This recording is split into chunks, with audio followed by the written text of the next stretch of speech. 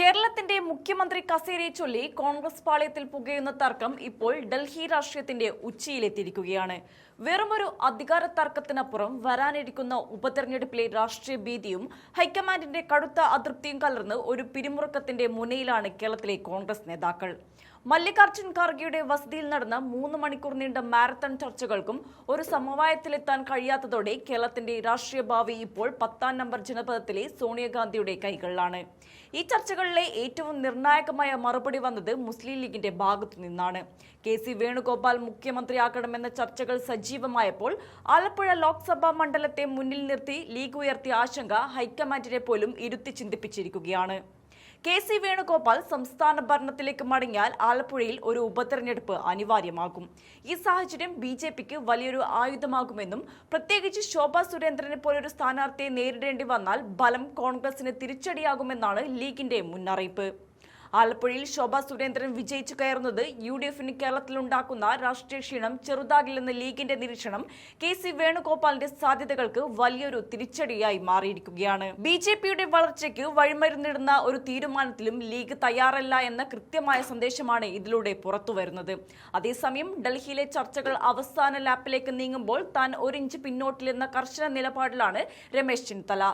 തന്റെ മുൻകൂട്ടി നിശ്ചയിച്ച എല്ലാ യാത്രകളും റദ്ദാക്കി അദ്ദേഹം ഇപ്പോൾ ഡൽഹിയിൽ തന്നെ തങ്ങുകയാണ്.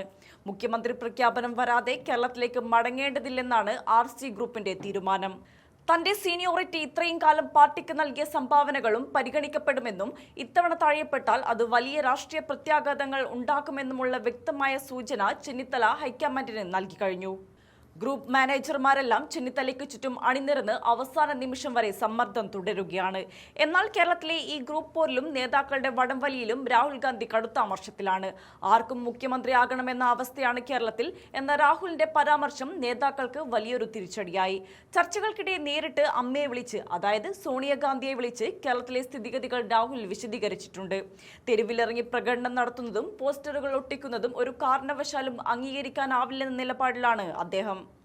ആർക്ക് വേണ്ടിയാണോ പ്രകടനം നടക്കുന്നത് അവർ മുഖ്യമന്ത്രി പദത്തിലേക്ക് അയോഗ്യരാകുമെന്ന രാഹുലിന്റെ താക്കീത് ഇപ്പോൾ നേതാക്കളെയും അണികളെയും ഒരുപോലെ ഭയപ്പെടുത്തിയിരിക്കുകയാണ്. ഈ തർക്കങ്ങൾക്കിടയിൽ വി.ഡി. സതീശനായി ഉയർന്ന ശബ്ദങ്ങളും അവഗണിക്കാനാവില്ല.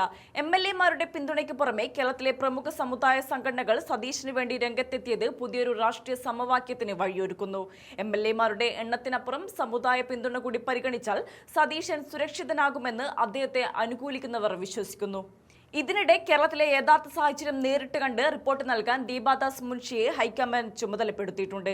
ചുരുക്കത്തിൽ കോൺഗ്രസ് അധ്യക്ഷൻ മല്ലികാർജ്ജുൻ ഖാർഗെയും രാഹുൽ ഗാന്ധിയും ചേർന്ന് വിഷയം സോണിയാഗാന്ധിക്ക് കൈമാറിയതോടെ പ്രഖ്യാപനം ഏത് നിമിഷവും ഉണ്ടായേക്കാം. കെ.സി. വേണുഗോപാലിന്റെ ഡൽഹിയിലെ സ്വാധീനവും രമേശ് ചെന്നിത്തലയുടെ അനുഭവ സമ്പത്തും വി.ഡി. സതീശന് ലഭിക്കുന്ന സമുദായ പിന്തുണയും തമ്മിലുള്ള വലിയൊരു പോരാട്ടത്തിനാണ് ഡൽഹി സാക്ഷ്യം വഹിക്കുന്നത്. ആലപ്പുഴയിലെ തെരഞ്ഞെടുപ്പ് ഭീതിയും രാഹുലിന്റെ കർശന നിലപാടും ആർക്ക് തുണയാകുമെന്നും ആർക്ക് വിനയാകുമെന്നും അറിയാൻ ഇനിയധികം കാത്തിരിക്കേണ്ടി വരില്ല. സോണിയാഗാന്ധിയുടെ ഒരു ഫോൺ കോൾ കേരളത്തിന്റെ പുതിയ മുഖ്യമന്ത്രി ആരാണെന്ന് തീരുമാനിക്കും. അതുവരെ ശ്വാസം അടക്കിപ്പിടിച്ച് കാത്തിരിക്കുകയാണ് കേരളത്തിലെ കോൺഗ്രസ് രാഷ്ട്രീയവും അണികളും.